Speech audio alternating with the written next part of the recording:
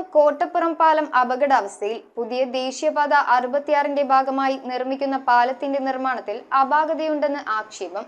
നിർമ്മിച്ച തൂണുകളുടെ കമ്പികൾ പുറത്തു കാണുന്നുണ്ടെന്നും കമ്പികൾ ഉപ്പുവെള്ളത്തിൽ നിൽക്കുന്നത് പാലത്തിന് ബലക്ഷയം ഉണ്ടാക്കുമെന്നുമാണ് നാട്ടുകാരുടെ ആശങ്ക.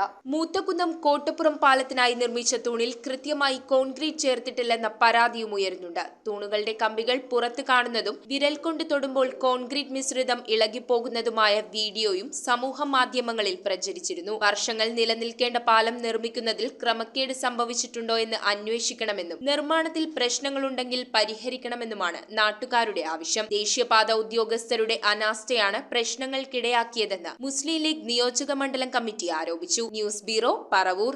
മിഴിവുള്ള സ്ഫടിക തുല്യമായ കാഴ്ചകൾക്ക് അയ്യാൻ ലെൻസ് തോപ്പുംപടി. കൃത്യതയോടെയും ഗ്യാരണ്ടിയോടും കൂടിയ നേത്ര പരിശോധന. നേത്ര സംരക്ഷണ രംഗത്തെ 3 പതിറ്റാണ്ട് കാലത്തെ പാരമ്പര്യം.